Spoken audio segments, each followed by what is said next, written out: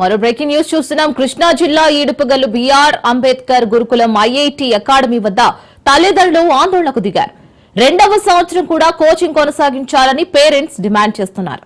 విద్యార్థుల జీవితాలతో ఆడుకోవద్దని తల్లిదండ్రులు కోరారు. దీనిపై ఎస్సీ మంత్రి, ఎస్సీ ఎమ్మెల్యే ఎందుకు స్పందించారని ప్రశ్నించారు. పేదలు చదువుకోవడం ప్రభుత్వానికి ఇష్టం లేదని వారు ఆరోపిస్తున్నారు.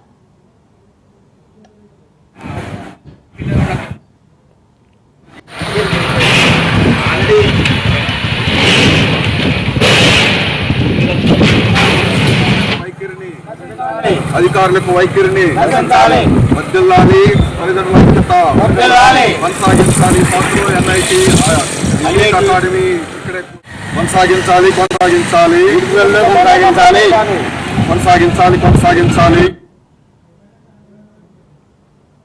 ఈడుపుగల్లు అంబేద్కర్ గురుకుల పాఠశాల ఐఐటి అండ్ నీట్ అకాడమీ తల్లిదండ్రుల తరఫున మాట్లాడుతున్నామండి. ఈ సంవత్సరం సెకండ్ ఇయర్ పిల్లలు ఎక్కడ జాయిన్ అవ్వాలని గందరగోళంలో ఉన్నారు.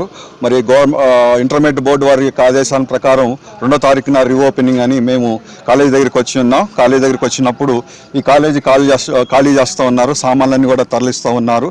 ఇది అక్రమంగా తరలిస్తున్నారు. మాకు ఎలాంటి జియో కానీ ఎలాంటి నోటీస్ కానీ ఇవ్వకుండా తరలిస్తున్నారు. గతంలో కూడా దీని విషయంలో మేము ధర్నా చేసి ఉన్నాం. పిల్లలు చాలా ఆందోళనలో ఉన్నారు. ఎలాంటి ఇన్ఫర్మేషన్ లేకుండా, ముఖ్యంగా కోర్టులో కేసు వేసాము స్టే కోసం. మరి కోర్టు సెలవులు ఉన్నాయి 12వ తారీఖు వరకు.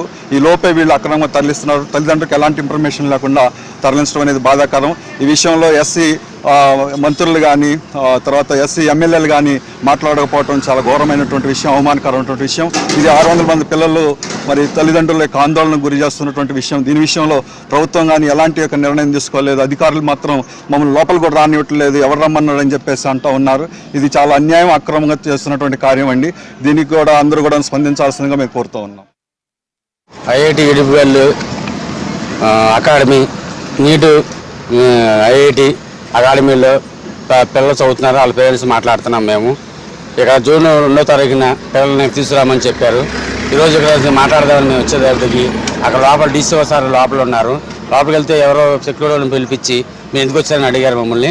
ఈరోజు రీఓపెనింగ్ కదా, స్కూల్లోకి రామన్నారు, అందుకు వచ్చామని అడిగితే మేము ఎవరు రామన్నారు, మేము వారం ముందు కాల్ చేస్తామని చెప్పారు. మేము లోపలికి వెళ్తే బయటికి వెళ్ళిపోమని డీసీఓ సార్ మాట్లాడారు మమ్మల్ని. మాకు ఏమి ఇన్ఫర్మేషన్ లేకుండా తల్లిదండ్రులకి ఇంతమంది 600 మంది పిల్లలు ఇక్కడ చదువుకున్నారు. 300 మంది జూనియర్స్ సీనియర్స్ వెళ్ళిపోయారు. జూనియర్స్ 300 మంది ఉన్నారు. ఏ ఇన్ఫర్మేషన్ లేకుండా కాలేజీ ఖాళీ చేస్తున్నారు. మనం ఏం చేయాలో మన పిల్లలు చాలా భవిష్యత్తు మనకు చాలా ఇబ్బంది పడుతున్నారు. వాళ్ళు ఎట్లా ఏ విధంగా చదువుకోవాలా, ఏం చేయాలని గందరగోళ న్యాయమతంలో ఉన్నారు. ప్రభుత్వం వాళ్ళు ఏం స్పందించట్లేదు.